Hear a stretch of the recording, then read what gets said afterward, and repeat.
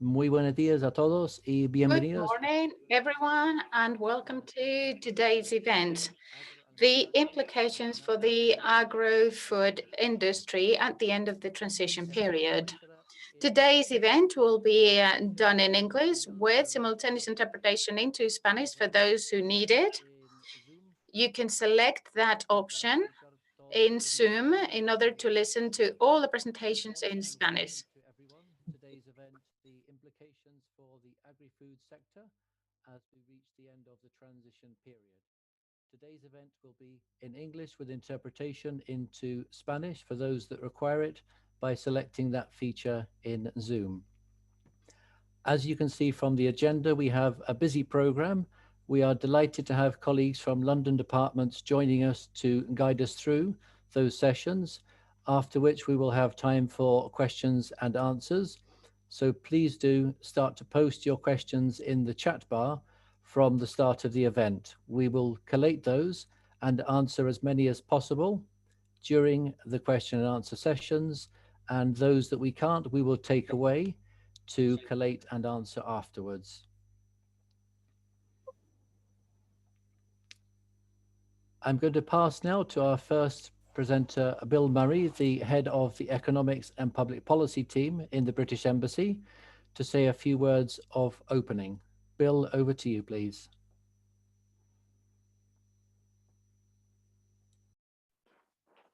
Hola Nick, muy buenos días a todos. Hello, Nick. Good morning, everyone. Just a few words to start the session. This event today is part of a series of events and webinars that we are organizing in order to inform businesses on all the changes that they will have to face as of the 1st of January 2021.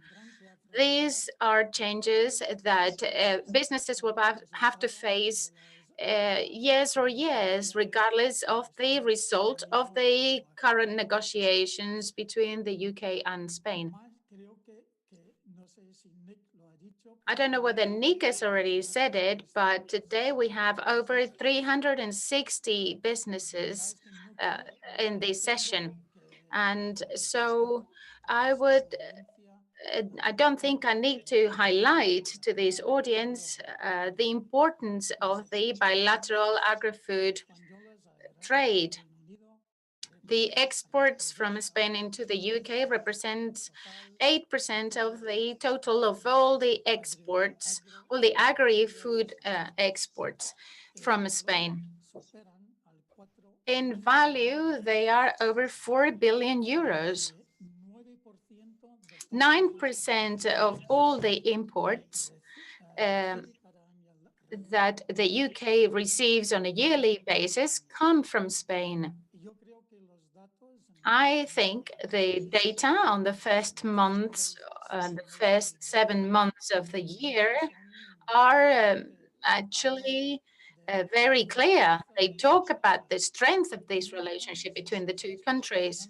In the meantime, the Spanish exports have declined by about 20% in these first 7 months of the year, but the imports of fruit and vegetables from Spain have increased by 8.7 and 3%, respectively. These figures are in a very low moment for the British economy, also for all the other European economies, but this shows the strength of the demand of the UK demand for Spanish agri-food products. I think therefore today you have the opportunity to listen to the opinion, the advice of many experts on the changes that we are going to have to face. And I insist, we will have to face these changes regardless of the outcome of the negotiations.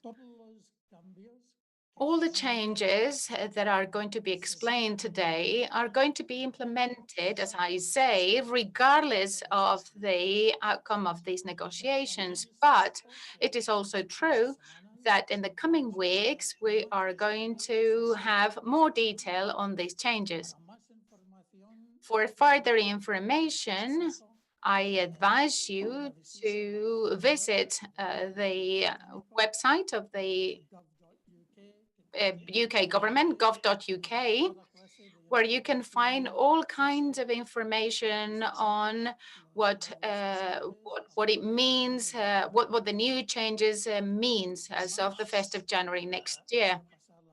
So without further ado, I would like to give the floor to Heather. Heather is a deputy director in the Border Delivery Group. She is the great expert. She's a good friend of mine as well. And I therefore would like to give the floor to Heather for her to explain the changes that we will experience and everything related to the border management. Heather, you have the floor. Sorry, before, and he's talking.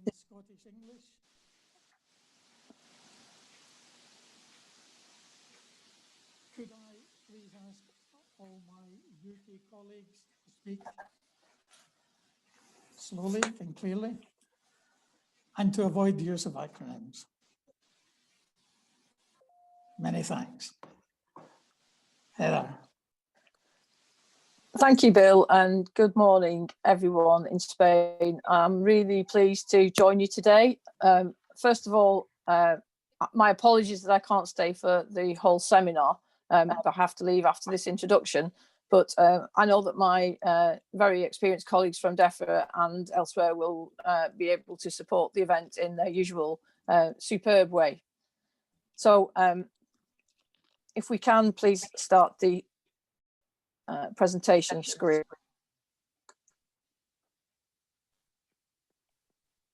So we're here today to talk to you about border formalities between Great Britain and the EU at the end of the transition period. Next slide, please. I think Bill has already introduced me and what my role is. I lead the EU member state engagement for Brexit preparations for the end of the transition period and beyond. Next slide, please. So the main thing we want to talk to you today is about the preparations that businesses will need to do and the implications for businesses that currently trade with Great Britain and those significant challenges for businesses that move goods between the EU and Great Britain. We are fully aware that there are particular challenges for SME businesses, and especially in the light of dealing with the impact of COVID-19. However, all businesses who trade between the EU and Great Britain need to prepare now, if they haven't already, for the new processes and controls that will apply from the 1st of January 2021. And this is regardless of the outcome of the negotiations. Preparation is needed by both UK and EU businesses, and there are only 7 weeks left. So our plea to everyone is to take action as soon as possible. Next slide, please.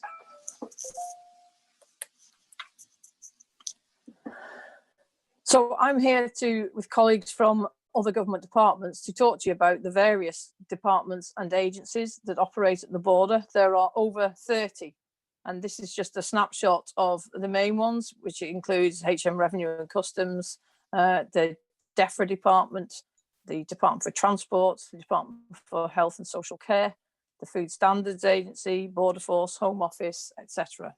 Next slide, please. I also wanted to share with you the latest news on the UK's plans for border infrastructure. There is infrastructure required to handle transit, CTC movements, both in and out of the UK from the 1st of January 2021. And additionally, border control posts will be required for handling SPS controls from the EU from the 1st of July 2021. And where UK ports have the capacity to build this on their site, they were able to apply for financial support from the government's Port Infrastructure Fund. The applications closed on the 30th of October. Where ports don't have the space, UK government are also making provision inland by building additional sites to handle transit CTC movements, and in some case, these sites will also be inland border control posts. Some inland sites are already under construction and the final list is due to be published shortly. The map indicates where they are on the left-hand side of the slide. Next slide, please. Because I know a lot of Spanish businesses also use the routes by road haulage through the short straits through Spain and France, I thought I would share with you this map of Kent because there is some infrastructure specific to Kent to help with the high volume short straits trading routes. So from the top of the slide, there is a site at Ebbsfleet, which is in North Kent, which will be operational from 1st of January 2021. The capacity for the HGVs is 256, and its intended use will be for HMRC for those transit CTC checks and also customs.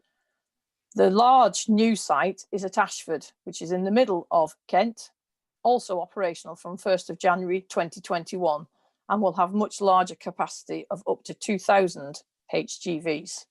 The intended use for this is going to be a multifunctional site, which will also be used for traffic management from January and for full border checks from July. There's a supplementary site very close to the one in Sevington, so it's also classed as Ashford, called Waterbrook, which will be operational from the 1st of January 2021. It will hold approximately 476 HGVs, with 175 for HMRC and 301 for the Department for Transport. So the 301 are for parking spaces. The intended use is a contingency use only should the other site, the larger site, which is the inland border area, will not be operational or if it becomes full. And then it will be an inbound and outbound HMRC transit CTC checking site and for customs clearance. Down on the coast, very close to where I live, you have Dover Western Docks and Stop 24. These are existing sites, but they'll be operational from the 1st of January 2021, as indeed they are today.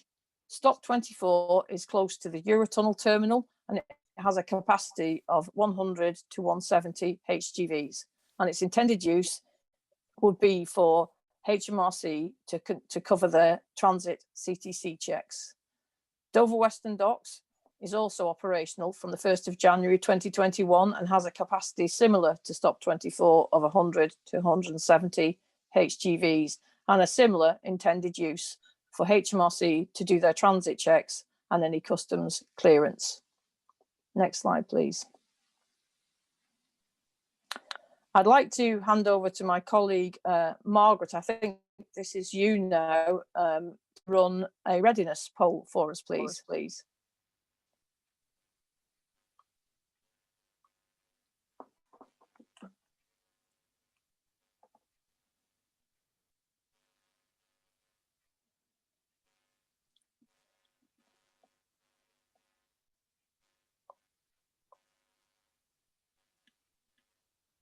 I can't hear whether my colleague is speaking. Can the interpreters please announce this?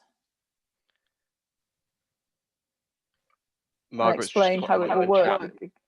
That she can't find it that you've got enough. So I think the poll is running now. And as Heather said, the poll is on a website called Slido. So there'll be some questions which we can go through now. Next slide, Next slide, please. So the first one is about whether your business is aware about the end of the transition period and what impact that will have on the way you trade the UK. So this is simply a question of awareness.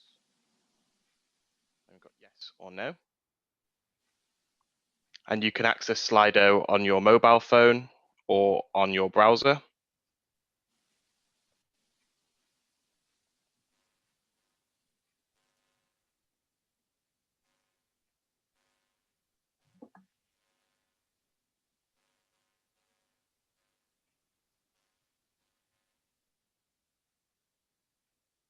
And could we have the next slide, please? So Heather, I'll pass back to you, or do you want me to do this bit, sorry? No, that's okay. I'll take it. Thank you, Luke. The purpose of running the polls with you today is we've been doing this at recent other engagement events, and not just in Spain, because we'd like to assess border and trader readiness we started around about August, and we've been running them at every event since then. So we'd like to see how trader preparedness is improving, hopefully. The data sources are obviously different because the response rate and the event sizes vary, but we would welcome your participation. I'm going to show you a summary slide of all of the metrics that we have collected to date. So the red bar on the graph that you're about to see indicates that you're unaware of the actions required for the end of the transition period. The orange bar would indicate that you're aware, but you haven't started to plan yet. The green bar indicates that you've already taken some action. And the blue bar is you're already ready. Thank you. Next slide, please.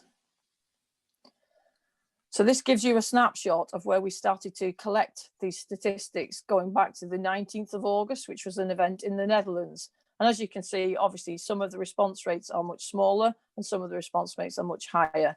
But we have a lot of work to do to help businesses get ready to trade with GB from the 1st of January.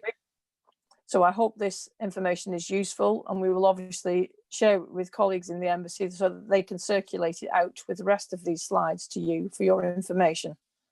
Next slide, please. Luke, could you take this one, please? Thank you. So I know that some answers are already coming in, and I can see in the chat there's some questions. So if you just go to Slido, and the code is BPDG, which it says on the slide there. So sorry if that wasn't clear to anybody. So we're going to move on now to poll 2, and this question, you've seen some of the results from other events that we've run. This question is around statements that best describe your readiness for the transition period. And again, this is not a competition. We're not looking to compare countries directly and say one's more ready than the other. It's just so we can get an understanding of what engagement we need to do, and we can get sort of resources out to businesses that they need at the moment. So I'll just quickly run through the options. So option A is, I do not understand what actions I need to take for the end of the transition period. Option B, I know what actions I need to take, but I have not yet taken any actions. Option C, I have started to take actions or plan what I need to do. And finally, option D, I have taken the actions I need to be ready. So once again, Slido and BPDG. Thank you.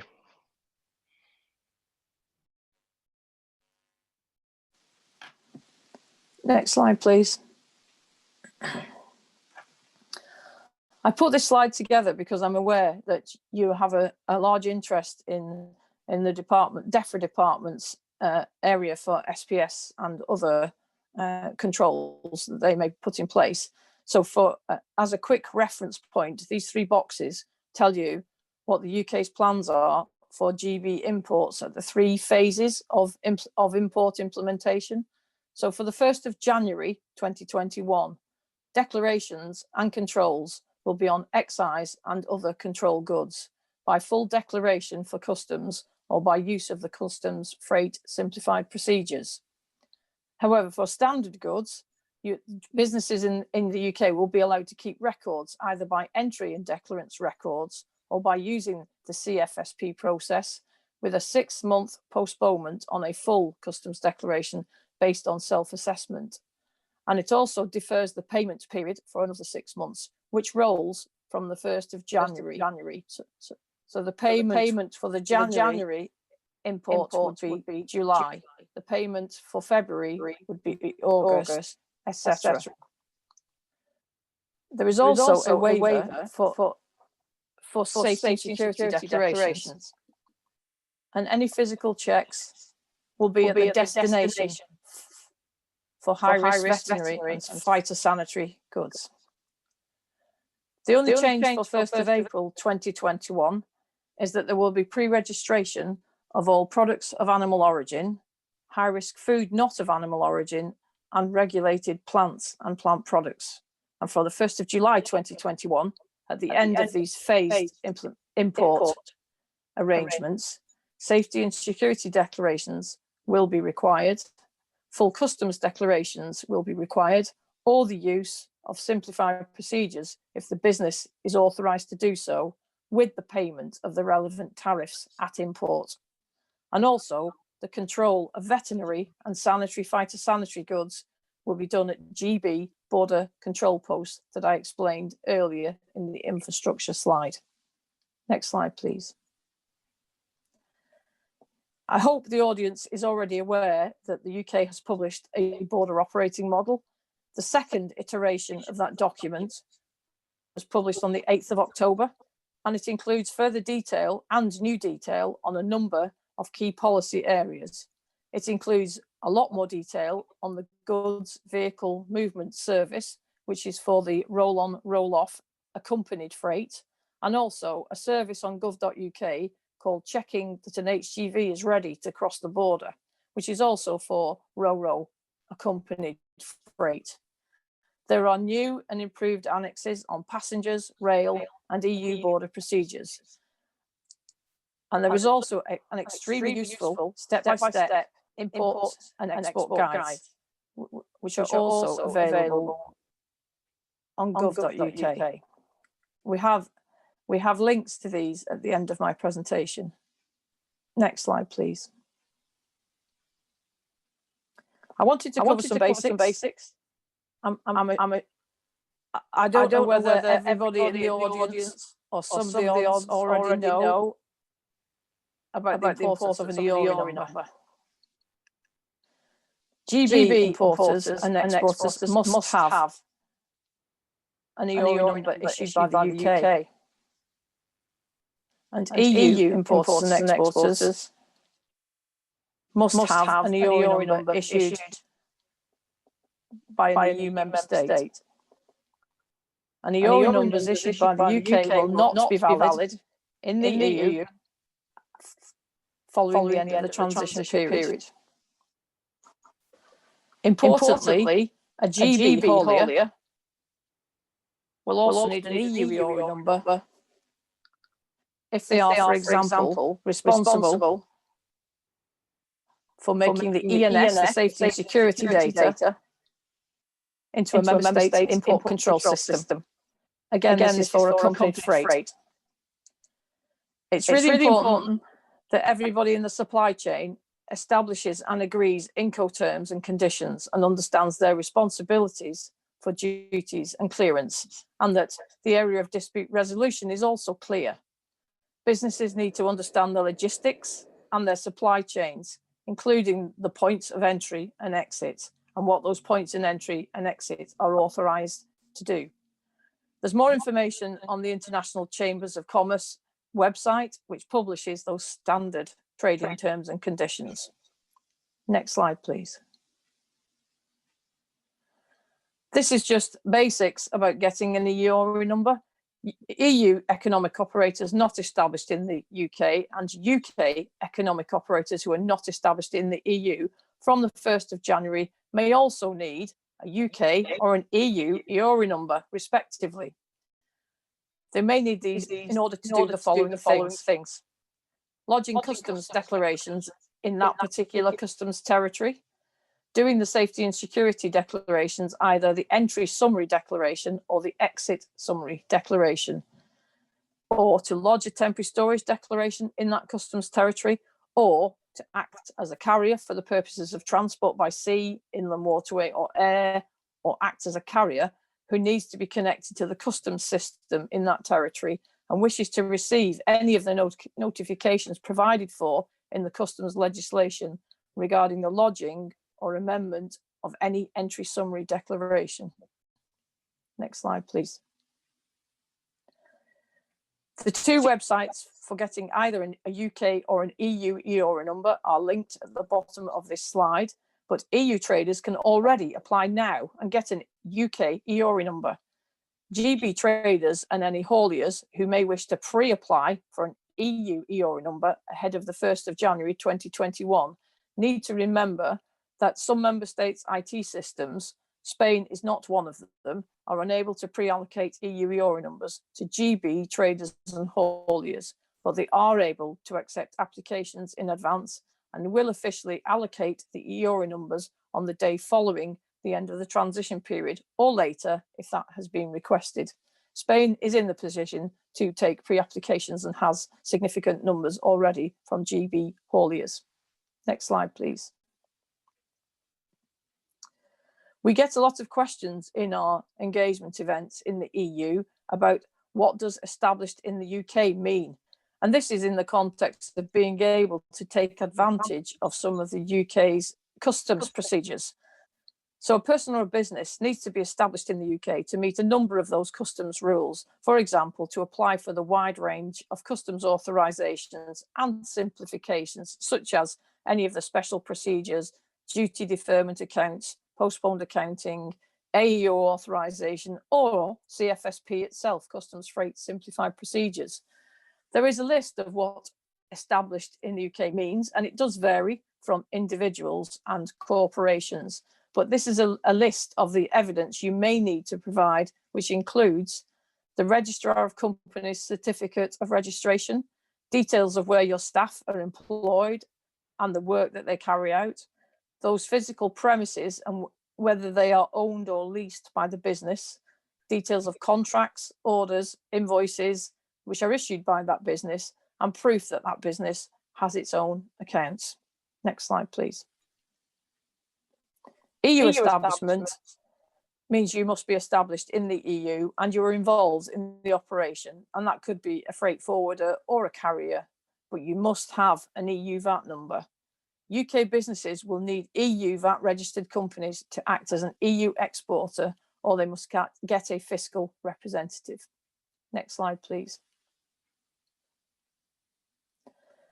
Again, in the context of keeping business moving, we all know that at this point, no one is sure what exactly the trade relationship will be with the United Kingdom at the end of the transition period. But what we absolutely do know, regardless of the outcome of the negotiations, is that customs procedures will apply to trade between the UK and the EU. And today, the paperwork needed to transport goods between Spain and the UK consists of a couple of documents. For example, an invoice and a contract of carriage.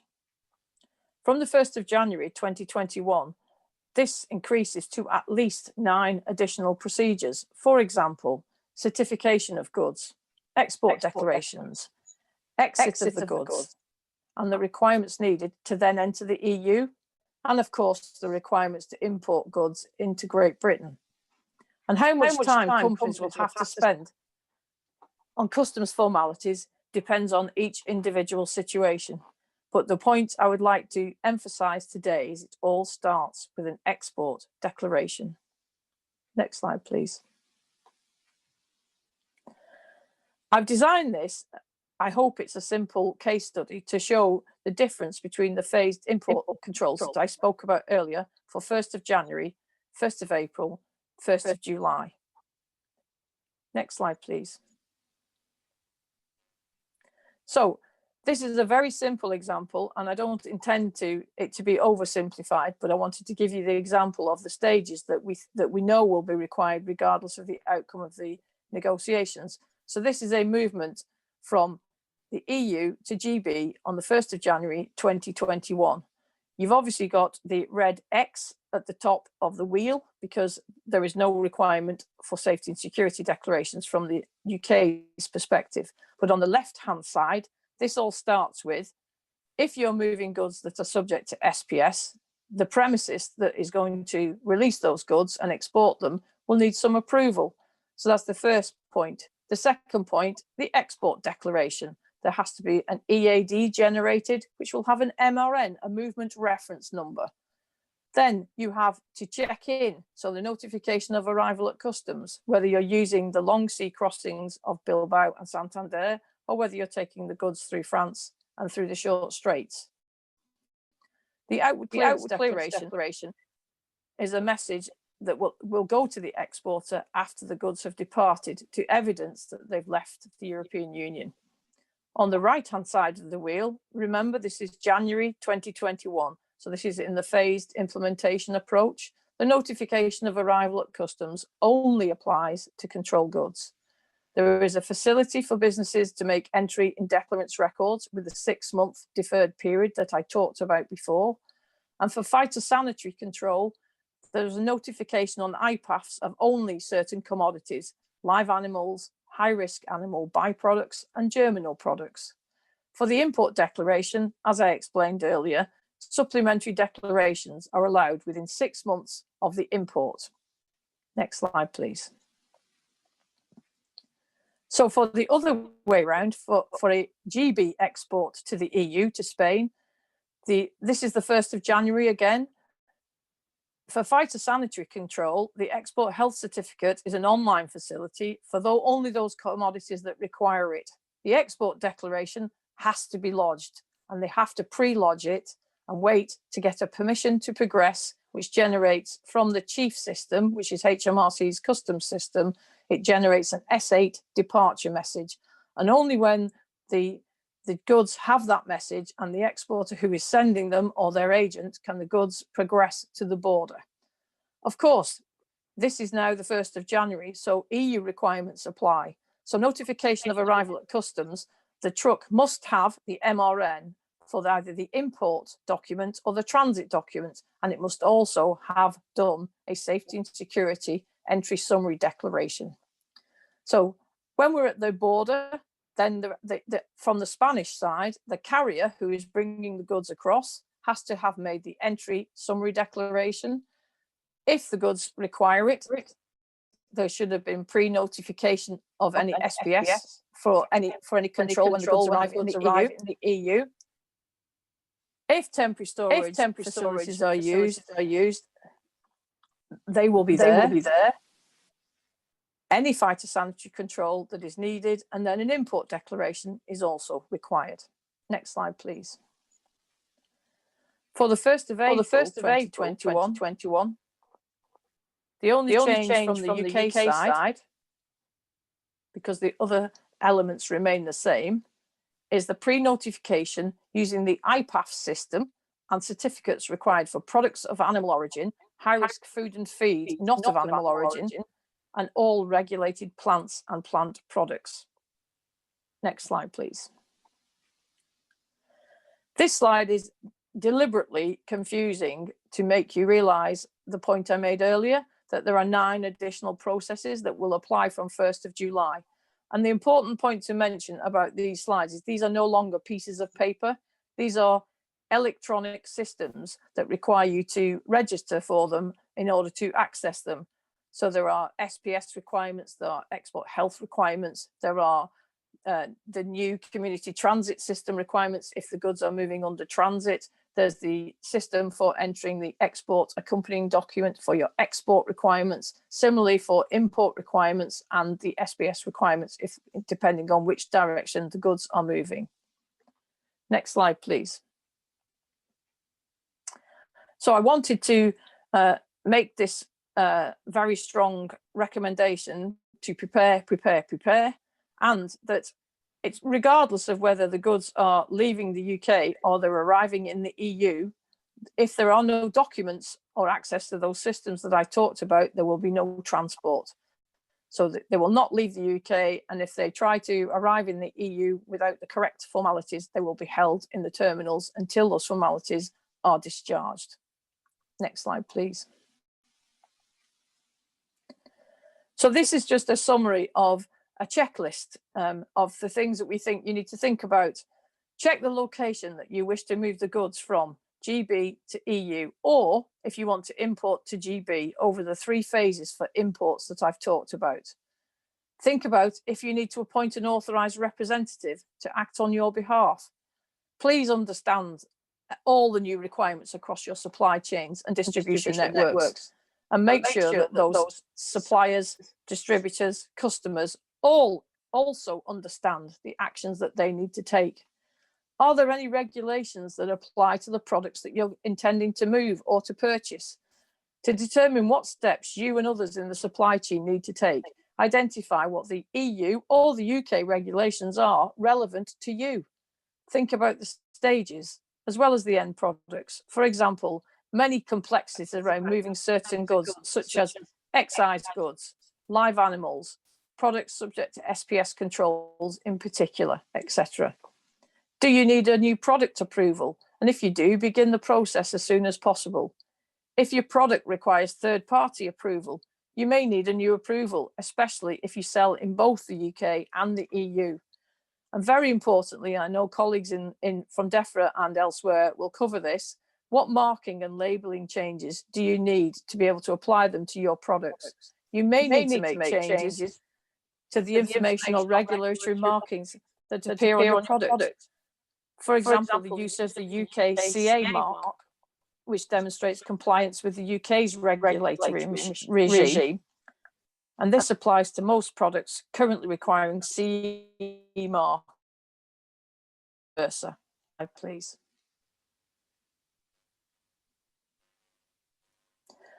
I promised the links to some of the websites that I talked about earlier in the presentation, and here is a list of them as well. But we have a full sheet of websites that we can send on with this slide material at the end of the presentation for your use. Next slide, please. So thank you for inviting me to this event. I hope you enjoy the rest of it with DEFRA colleagues. But I would also like to know if anyone has any questions directly for me or for DEFRA colleagues before I hand over to them. Thank you very much, Heather, and a very complete and comprehensive presentation. To confirm to all participants, we will be sharing the slide pack of everything you see today that will be sent out to everyone for reference. Heather, we only have you for a few more minutes, but to ask you a couple of questions that are coming in the chat. One is, at the customs level, will paper, transit and export documents be necessary, or can everything be done through electronic documents? You spoke about 9 new stages, things that require doing. Is all of that electronic or all on paper or a mixture? Transit rules are very specific, and you must provide the driver of the truck with the paper transit accompanying documents. They must have the original documents with them.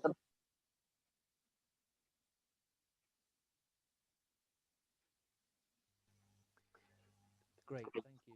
You also spoke about, Heather, the phased approach and certain dates by which things must or can be done. A question asking, what are the advantages of following that timetable or doing things earlier than necessary? Is there any value in doing things before those dates, or is your advice to wait for those dates and do things in line with that guidance? I mean, the phased approach was brought in for a reason. So, and the phased approach to imports are predominantly from the DEFRA perspective. So I'll let DEFRA colleagues answer that. But from a customs point of view, this was brought in to help UK businesses from the import perspective because of the COVID-19 pandemic. So that businesses have that 6-month breathing space to A, make the declaration, and B, pay the relevant duties and taxes. So I don't know if James, you would like to comment on the 3 phases from DEFRA's perspective, please. Thanks, Heather. In the interest of time, I will cover that in my presentation. Great, thank you, James. Heather, lots of questions around EORI numbers that you've referred to and explained, and the material we will share has got lots of detail on that. But a final question, if I can ask you, I think very relevant. Somebody has asked, we've been told that return loads to Spain of empty returnable crates will be classed as empty for border control purposes, therefore do not need a customs declaration. Is that correct? There are many rules about returnable packaging, as I'm sure you're aware, and I'm not au fait with the Spanish legislation for it, because in some member states they have different categories of returnable packaging. You won't need a customs declaration for an empty vehicle, but you will need a safety and security declaration. Great, thank you very much, Heather. With that, we will close the opening session delivered by Heather from Borders Protocol and Delivery Group. Thank you very much, Heather, for your time and being with us today. And we'll pass on to our next presenters from DEFRA, Department for Environment, Food and Rural Affairs, followed by the Food Standards Agency. So over to you, James. Thank you, Nick. Good morning, everyone. My name is James Sharples. I am head of the EU engagement team at the Department for Environment, Food and Rural Affairs. I'm here to talk to you today about changes that's coming from the 1st of January next year to importing goods to Great Britain that are subject to sanitary and phytosanitary controls. I'll also talk about food labelling, geographical indications and timber, including wood packaging materials.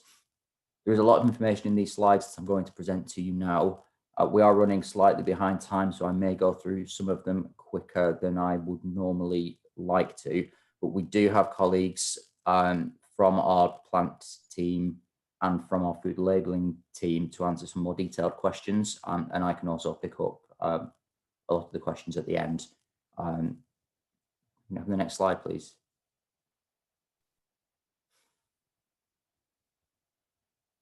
As you have just heard, the UK is introducing changes in a phased approach.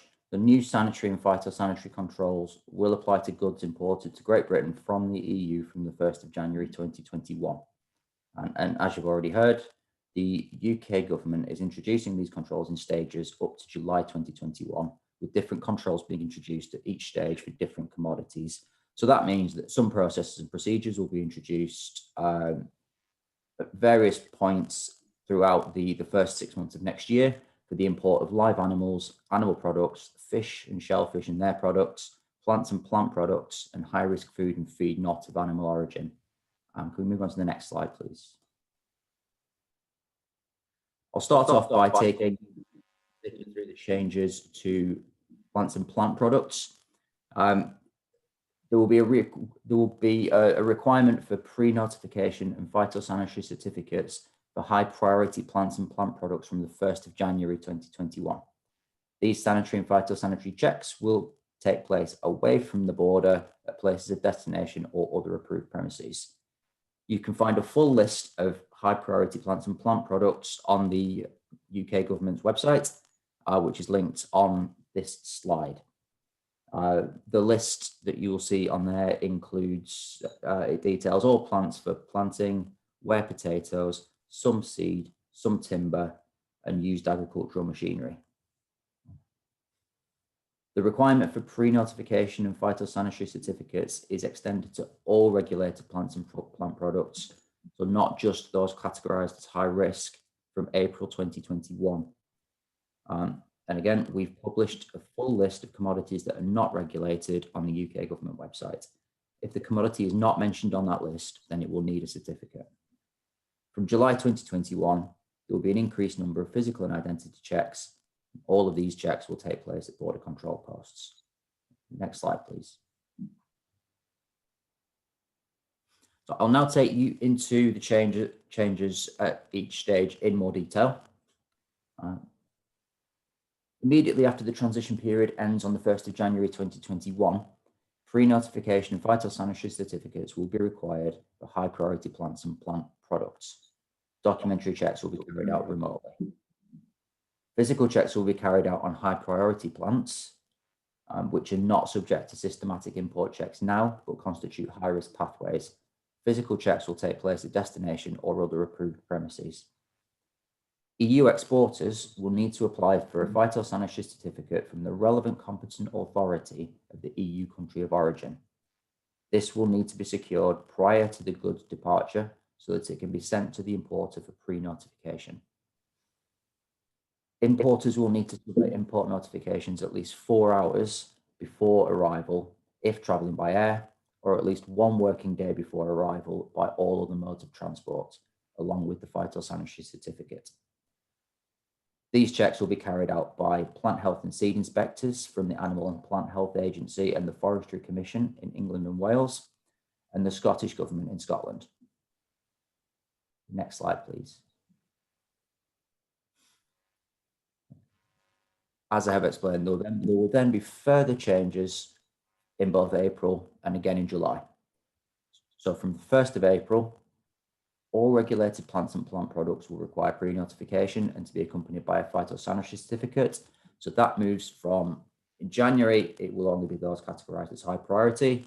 In April, we move to all plants will require pre-notification and to be accompanied by a certificate. And then from July 2021, physical checks for plants and plant products will increase. Commodities subject to sanitary and phytosanitary controls will need to enter via a point of entry with an appropriate border control post that has the relevant checking facilities. All ID and physical checks for plants and their products will move to border control posts either at existing points of entry or at new inland sites. Next slide, please. Moving on to live animals and animal products. Requirements for health certificates will be introduced in phases from the end of the transition period, so from January the 1st, 2021.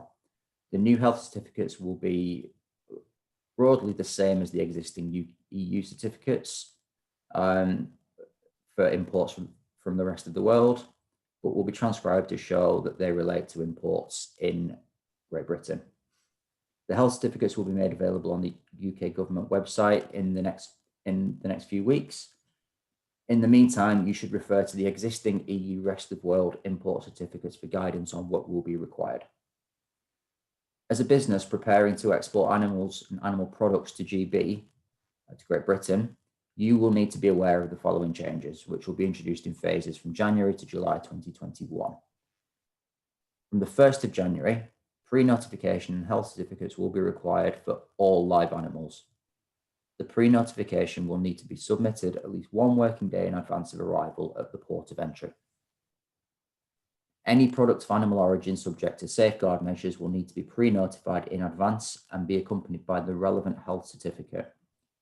Safeguard action can be taken at very short notice to prohibit or restrict imports of certain products from certain countries following an outbreak of disease or a public health issue.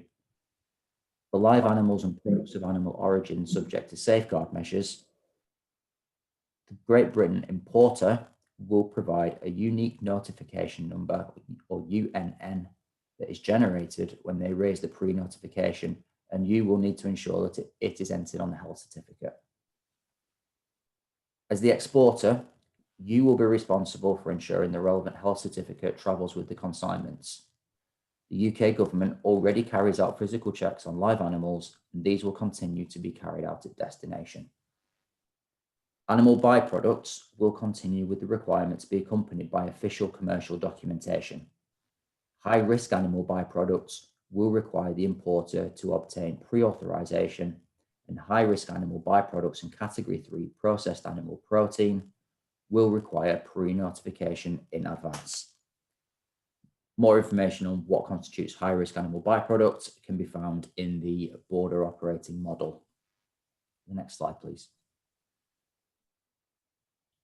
Further changes will be implemented again in April. So from the 1st of April 2021, all products of animal origin will require pre-notification via IPAFS, which is the Imported Products Animal Food and Feed System. This is the system that GB importers must use to pre-notify sanitary and phytosanitary imports. I'll cover that in more detail in a few slides. While the GB importer must make the notification to IPAFS, as the exporter, you will be required to obtain the relevant health certification and ensure that it travels with the consignment. The process is introduced on the 1st of January 2021 for live animals. High-risk animal products and products of animal origin, subject to safeguard measures, will continue right through until July 2021. Next slide, please. From the 1st of July 2021, all live animals and products of animal origin will require pre-notification using IPAFS and must be accompanied by an export health certificate. It will be required to enter via an established point of entry with appropriate border at an appropriate border control post with relevant checking facilities. Animal byproducts must be accompanied by an export health certificate or other official documentation, depending on the animal byproduct commodity being imported. Certain animal byproducts will need to arrive at an established point of entry with an appropriate border control post, and certain animal byproducts will require pre-notification.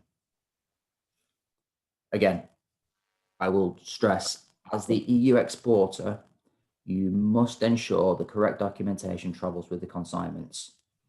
Identity and physical checks for products of animal origin and animal byproducts will be introduced at this stage. All identity and physical checks for animal products will move to border control posts, either at existing points of entry or at new inland sites. Products of animal origin, germinal products, and animal byproducts imported from the EU will be subject to a minimum level of 1% of physical checks. All high-risk live animals will continue to be checked. Some commodities, such as shellfish and certain animal byproducts, will be subject to higher minimum check levels. It's worth being aware that during 2021, controls will be reviewed in light of existing and new trade agreements and any change in risk status. Following this review, any further changes will be introduced after January 2022. Next slide, please. Existing import rules will apply for imports of fishery products and live bivalve mollusks for human consumption until April 2021. Catch certificates and other illegal, unregulated, and unenforced fishing documents, such as processing statements and storage documents, will, however, be subject to checks from January 2021. GB importers should note that where intended for direct human consumption, live animals are treated as products and not as live animals, such as live lobsters or mollusks moving directly to the final consumer. From April 2021, fishery products and live bivalve mollusks for human consumption will be subject to import control in line with those applying to animal products. In addition, most imports of marine caught fish and some shellfish will need a validated catch certificate or other relevant IUU documentation to be sent to the importing competent authority prior to the goods arrival, as per requirements introduced in January 2021.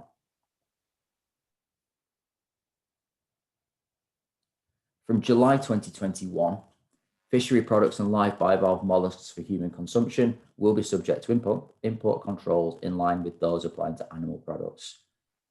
These include the requirement for an export health certificate, import pre-notifications, and entry via an established point of entry with an appropriate border control post.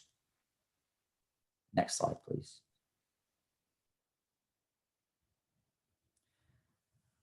As I mentioned earlier, the new IT system for GB importers to pre-notify sanitary and phytosanitary imports is known as IPAFS, and that stands for Import of Products, Animal, Food and Feed System. This system is already live and being used for the notification of live animals, germinal products and animal byproducts travelling on intra-trade animal health certificates and commercial documents alongside traces. From 2021, IPAFs will be used to pre-notify UK officials and other official bodies before goods subject to sanitary and phytosanitary controls enter Great Britain from the EU in the phased approach that I've spoken about. So put simply, sorry, next slide, please. Put simply, IPAFs will replace traces for GB importers. However, to support trader readiness and the adoption of IPAFs ahead of the end of the transition period, a phased migration is planned. This table shows when various commodities will be going live on IPAFs, and you'll be able to see IPAFs is already live for live animals, animal byproducts, and germinal products for EU and EEA countries. Products of animal origin, high-risk food and feed, not of animal origin, will start from the 1st of April 2021. And plants and plant products will be introduced from the 1st of February 2021, although that date is to be confirmed. Please note that IPAFs will go live for non-EU and non-EEA countries at different dates. Next slide, please. So far, I've discussed the movement of goods from the EU to GB in in quite a lot of detail. This slide summarises the changes to SPS requirements from GB to the EU for your awareness. I won't go through this in detail. Please look at it in your own time. If you have any questions, we're happy to take them at the end or to be contacted after this, this session. Next slide, please.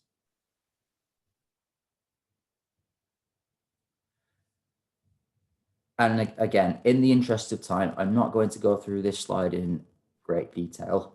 What it shows you is a case study, and that is looking at the example of exporting tomato seeds from Spain to Great Britain. And it will take you through all of the steps that are required before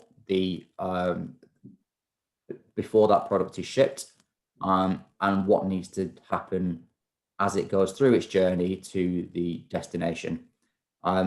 Please, again, it's been very helpfully translated into Spanish from our original English study. In your own time, and we're happy to take any questions later. Next slide, please.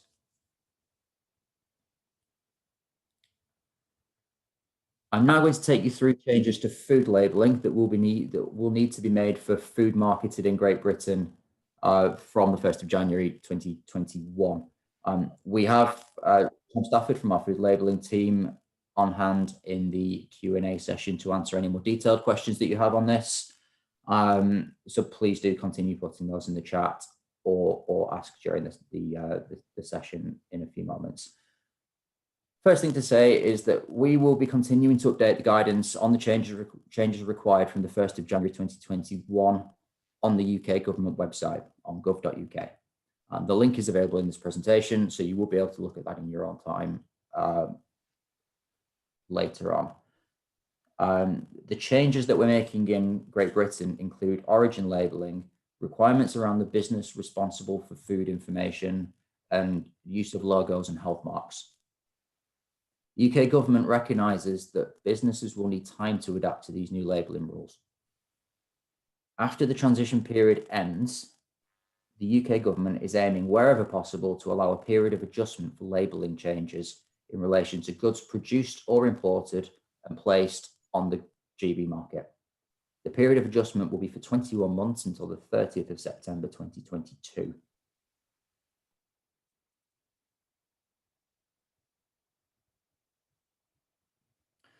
In line with the previous rule change for labelling, there will be a proportionate and risk-based enforcement approach for identification marks, food business operator address requirements, and origin label requirements.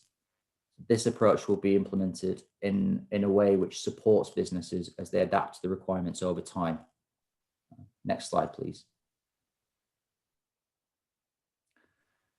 For pre-packed food and casings, the rules are changing on food business operator addresses from the 1st of January 2021, when you will be required to have a UK address.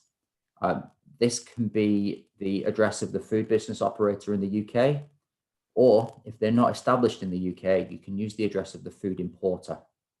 You can also use an EU address of either a food business operator established in the EU, or if the food business operator is not established in the EU, you can use the address of the importer of the food. From the 1st of October 2022, you will need a UK address. Where both a UK and an EU address are used, the label will be acceptable at all times. Next slide, please.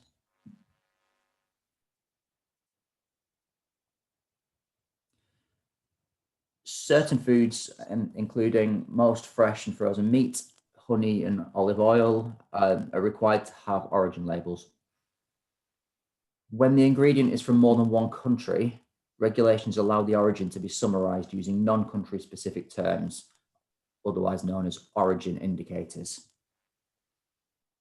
Please refer to the guidance on gov.uk to see what is required on the GB market after the 1st of January. To briefly summarise, food from and sold in Great Britain can be labelled as origin EU until the 30th of September 2022. However, from the 1st of October 2022, food from GB must not be labelled as origin EU.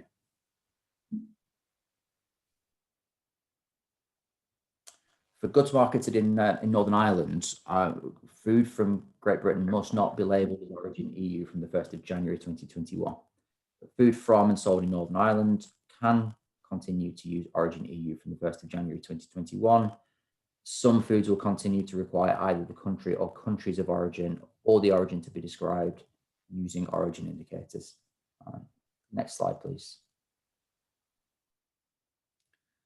Geographical indications. So the UK government will establish a new UK geographical indication scheme at the end. Will establish new UK geographical indication schemes at the end of the transition period. There will be 4 schemes covering food and agricultural products, spirits, wines, and aromatized wines. The UK framework will comply with the World Trade Organization Agreement on Trade-Related Aspects of Intellectual Property Rights, otherwise known as TRIPS. All UK products currently protected under the UK's GI schemes will continue to be protected under the UK GI schemes. The UK GI schemes will welcome applications from both UK and non-UK applicants from the day they enter into force.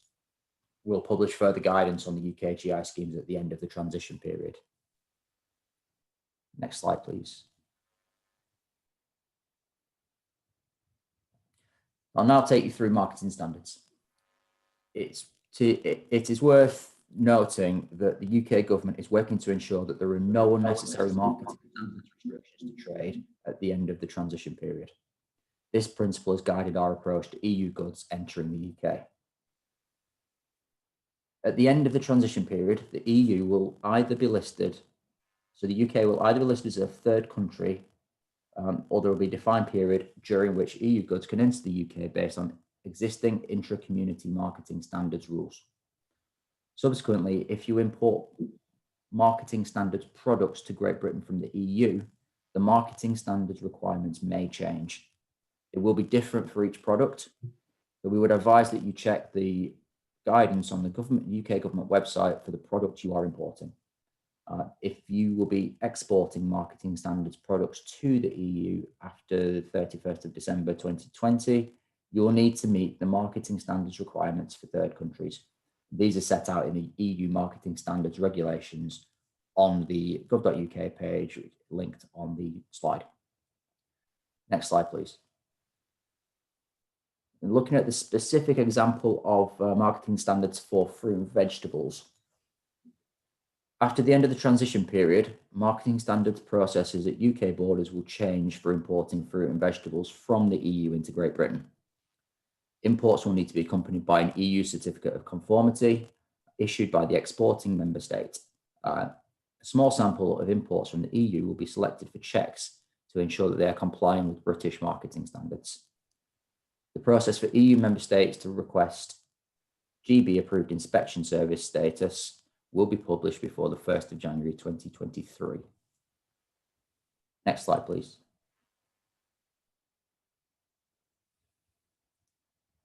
Now looking at wine, I think the important point to take from this slide for Spanish business is that at the end of the transition period, VI1 certificates will not be required to import EU wine to Great Britain.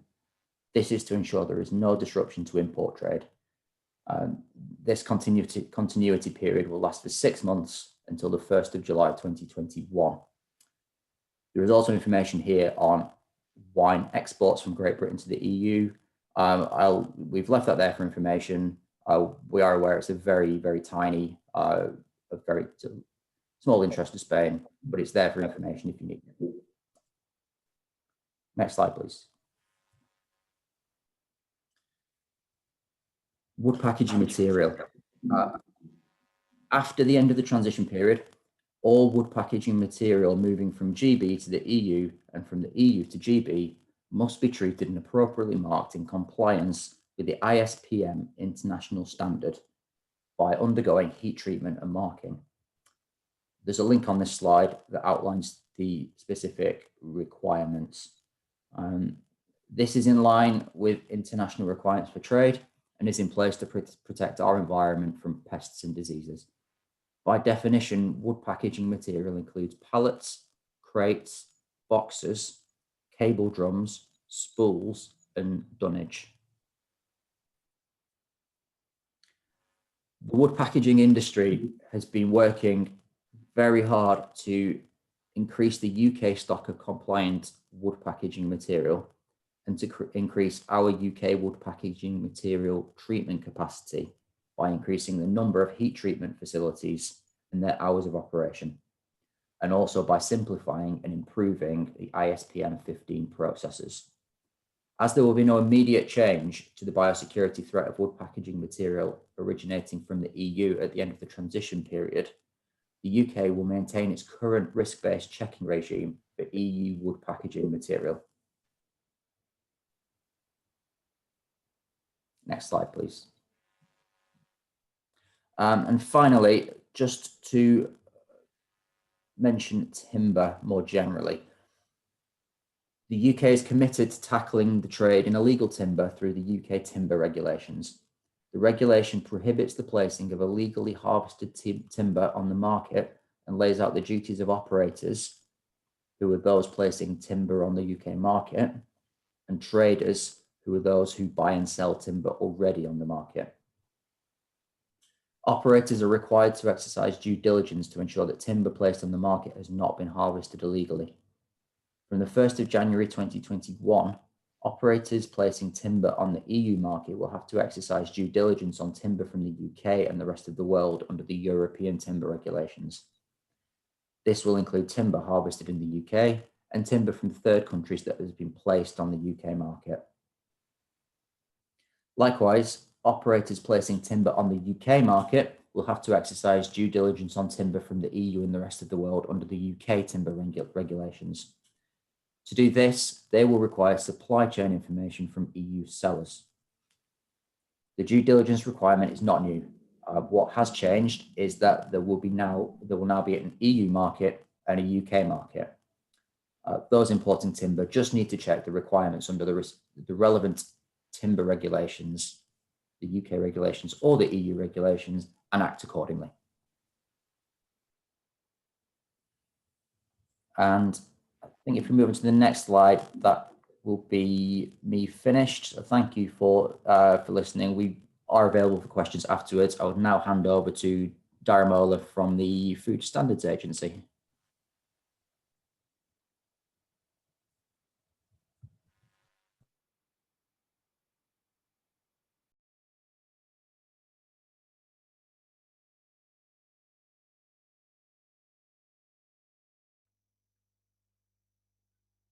Daramola, are you able to unmute your microphone and speak?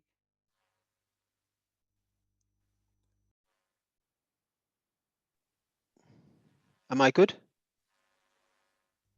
Yes. Yeah, am I okay? Yep, we can hear you. Please go Right, ahead. okay. Good morning once again. My name is Daramola Onyuna from the Food Standards Agency. I'm an import delivery officer, and I will be very briefly trying to highlight some of the key changes that will be occurring to imported high-risk food and feed not of animal origin. Like my colleague from DEFRA said, to summarize it briefly, there will be three key landmark dates, which are the 1st of January, the 1st of April, and the 1st of July, respectively. Essentially, I just want to spend a couple of minutes just explaining what we mean by high-risk food and feed of non-animal origin. Although it might sound a bit strange, there's no high-risk food and feed of animal origin that actually originates from the EU. So you may be wondering, okay, what is the importance?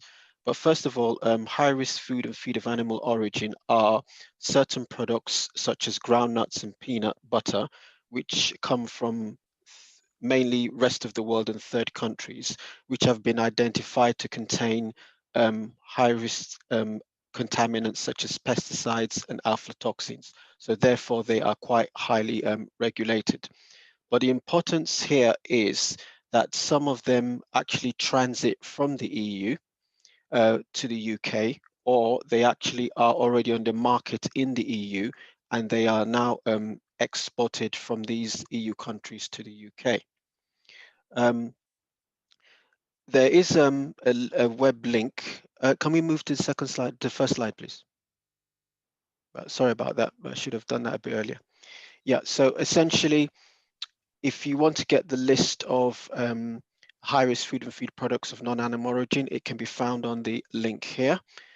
And like I mentioned earlier, there will be no new requirements from the rest of the world which are importing the high-risk food and feed not of animal origin into the EU and then exported into GB. There will be no immediate changes from January.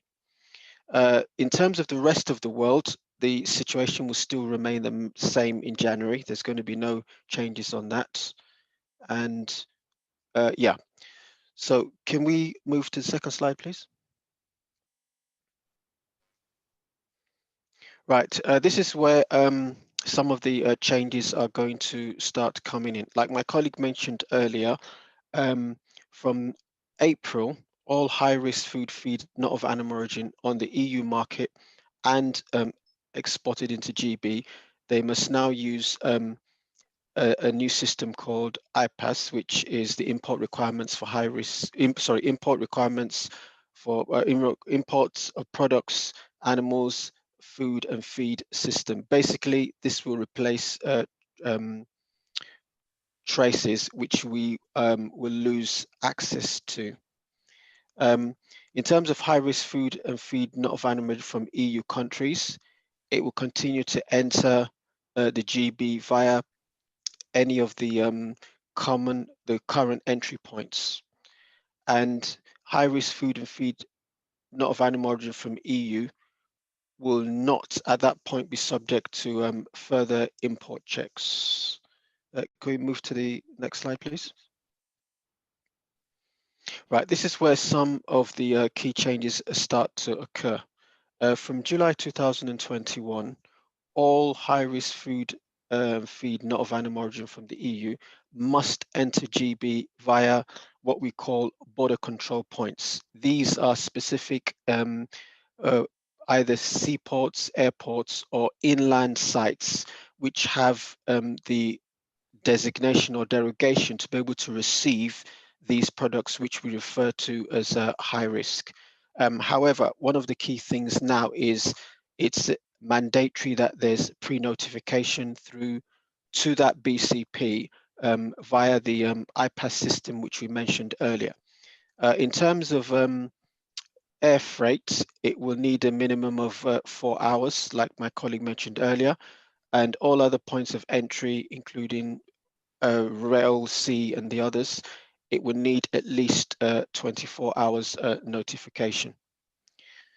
So the one key thing I need to note here is that currently high-risk food feed not of animal origin consignments from the EU directly or via transit are normally, it's based on EU legislation that determine the frequency of checks and the percentage of checks of these consignments. So that is how it currently stands. Could we have the next slide, please? Right, okay. So the only thing I just want to mention is come after July, this will change in the sense that UK legislation will take over, and based on risk and the commodities and our local intelligence, that will now determine the rate of frequency of checks and the percentage of these checks which are imposed on food feed high risk not of animal origin from the EU, either directly or via transit. Thank you very much. Thank you very much, Daramola and James, for those really interesting and complete presentations. Sorry to say we won't have a break of 5 minutes. In the interest of time, we'll keep moving to the Q&A session. Today is all about you having that opportunity to ask us questions. So we'll go straight into that.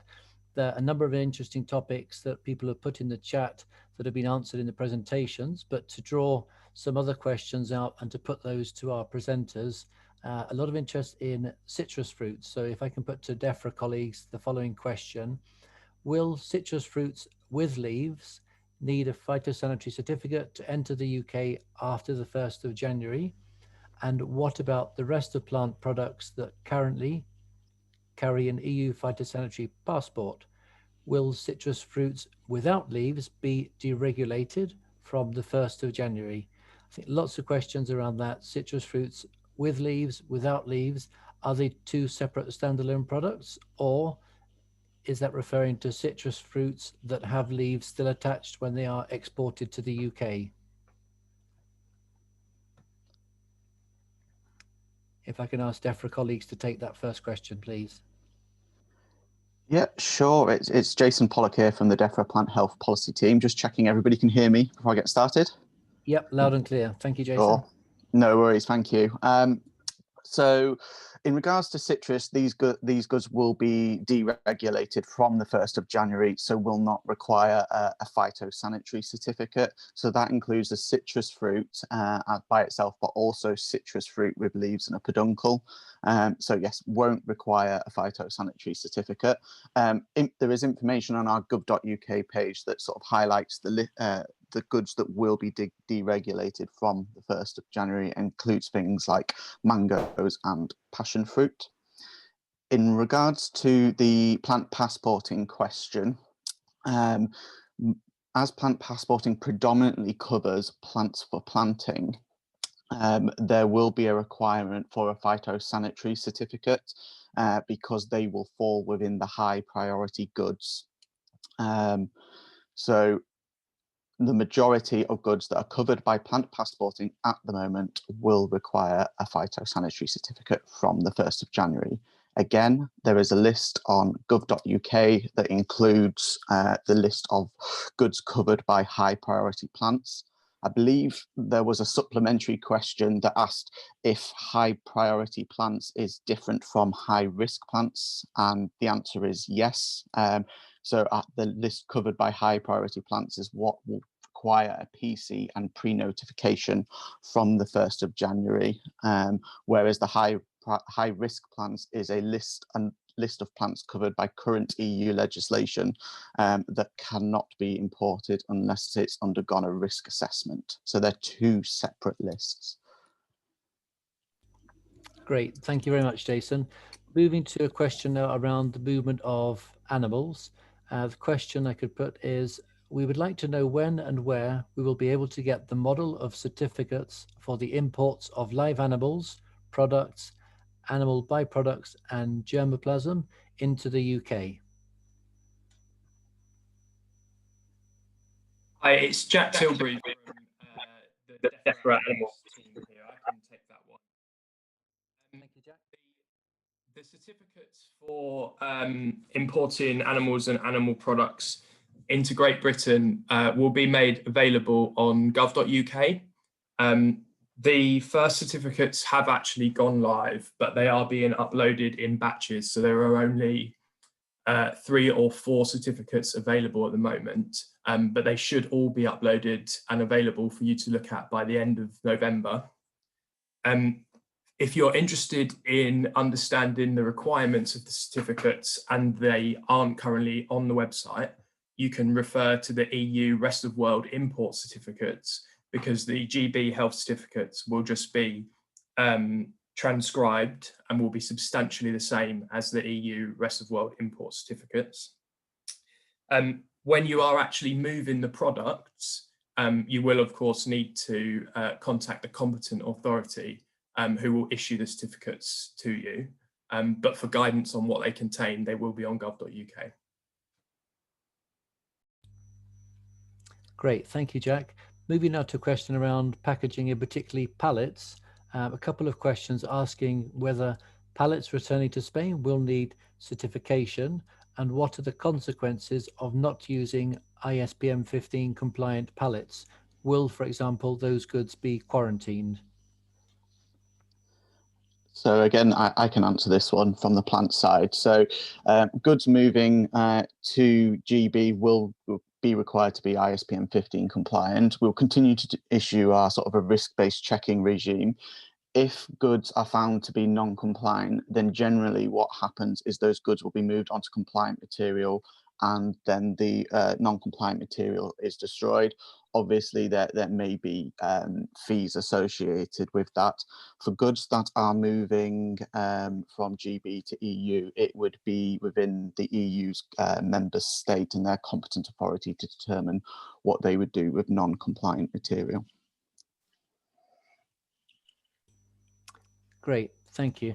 A question around vegetables and SPS measures. Will vegetables count as SPS or require SPS checks and need to have the production facilities approved from the 1st of January? And if so, who would approve those facilities? So from a phytosanitary perspective, there's no need for a facility to be approved in sort of, I'm assuming, the exporting country. Obviously, if fruit and vegetables do fall under phytosanitary control, so again, the majority of goods will require a phytosanitary certificate. If it's in relation to facilities being approved in GB on the importing side, then obviously from the 1st of January, checks will be conducted inland at places called places of destination, and businesses will have to register with the competent authority to be able to use those facilities. Thank you, Jason. Just building on that point, and Heather covered some of this earlier, question asking about the capacity in the UK to manage those increased checks from next year. How much will be done on a risk assessment basis? And are we expecting delays upon entry to the UK to allow all these checks to be carried out? A very, very good question. So from, as just covered there, obviously we'll be doing checks, but we'll continue to implement our risk-based regime, which also means that we'll be doing our checks inland away from the border. So obviously to avoid the disruptions at the border. In terms of our staffing levels, etc., we've significantly recruited a significant amount of people to be able to undertake these checks from the 1st of January 2021, so should ensure minimal disruption to trade. Great, thank you. A question around food labelling. To be clear, when the labelling requirements will start, if a product enters the UK before the 1st of January, versus after the 1st of January, will it need the new labelling requirements? And are there any specific changes for wine labelling? Good morning, everybody. It's Tom Stafford here in DEFRA. Can you hear me okay? Yeah, loud and clear, Tom. Hi. So the changes that will be needed for food labelling, they apply from the 1st of January. However, and there is a question later on in the chat, which I'll also answer if that's okay, which asks about the requirement on prepackaged food to provide the name and the address of the food business operator or the importer. This will need to be an address in the UK. However, in recognition of the challenges involved in establishing such an address, we will continue to accept an EU address if that is currently given on the food for a period of 21 months. That's until September 2022. Similarly, legislative changes for the UK market, there will be a period of time given to establish these changes. And of course, with the withdrawal agreement as it is, any food that's placed on the market before the 1st of January 2021 can continue to be sold on that market until stocks of that food are exhausted. Thank you. Thank you, Tom. I'm conscious we're close to the end, but I'm keen to get at a couple more questions. One on marketing standards, and that is, if our commercial brand is registered in the EU, do we need to make another registration in the UK so we have our brand protected? Hello again. So if this is about trademarking law and intellectual property protection, I think we'll have to pass this to a different government department. This is covered by a different department. However, if it is around the question of the name and address of the food business operator to be placed on the label, then the answer I just gave previously would also apply.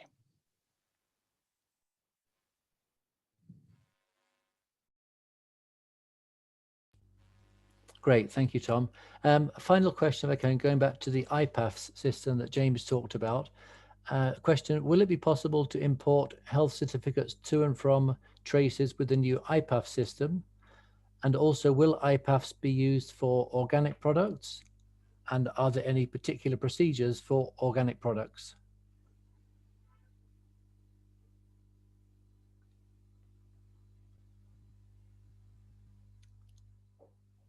If DEFRA colleagues are able to take that question, please. Hello, Nick. Sorry, it's James here. I was just coming off mute. Unless Jason can pick that up from a plant perspective, could we take that on away? We don't have anybody on the panel that that has the expertise in organics specifically.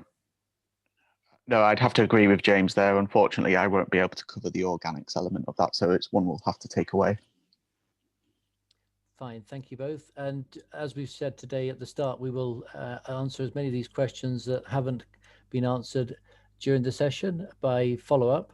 We will also share all the slides and presentations with people after this event, so you have those for reference. Again, as you said at the start, we haven't answered or seek to answer questions in the chat around tariffs. Tariffs are obviously subject to the ongoing negotiations and whether there is a deal or no deal outcome to those, but do keep connected to the government pages that we've advertised through the presentation for the latest news and updates on that. I'd like to close just by going to Luke, who helped us run the Slido poll earlier, to see if, Luke, you can come in and briefly share the results of that with today's participants, which, as we said, is a really helpful measure for us of how prepared people, organizations are feeling and getting as we get closer to the end of the year. Luke, please do come in. Thank you, Nick. So I believe we have some a slide to share, or perhaps not, that outlines the changes in the Slido, but failing having the visual, I'll just sort of read out what we got. So it's quite hard to see, so I will explain it in a little bit more detail. So the results were, in terms of the awareness of the change, very, very positive. So 96% of the respondents, which was 49 people, said that they were aware that there will be a change as a result, which is very good. If we move on to the second question, the results were very similar, and the slide there is trying to highlight it, though, as I said, it's quite difficult to see. They were very similar to the industry day we held in Spain, which I'm sure some people on this call also attended. In terms of there's still a large part of people who don't know what action is needed. And as I said, it's not a competition between countries or between sectors or anything like that. The important thing is that this shows us that events like this are still very much needed, and hopefully will be useful to participants and industry in Spain. So thank you today for all the questions, and thank you for your engagement. And hopefully this number will come down as we continue our engagement with you, and help you understand the complexities around the new trading regime at the end of the transition period. Thank you. Thank you very much, Luke. And just to close the event, thank you very much to all those who've participated. We've had over 250 people with us throughout the duration of the event, which is fantastic for us to reach such a wide and diverse audience. Thank you for your participation and your questions. We will share, as I said, presentations with you. Thank you to colleagues from London departments who've joined us and supported the event today, as well as colleagues at the Embassy in Madrid who've made this happen with lots of hard work behind the scenes. To make it all come together seamlessly. So thank you very much. I wish you all a good rest of the day. Please do keep tuned into our social media channels. We'll be doing future events, not specifically for the agri-food sector, but more general, wider events that will update on any changes. So please do keep an eye out for those, and hope you can join us for those in the future. I wish you all a good weekend. Thank you.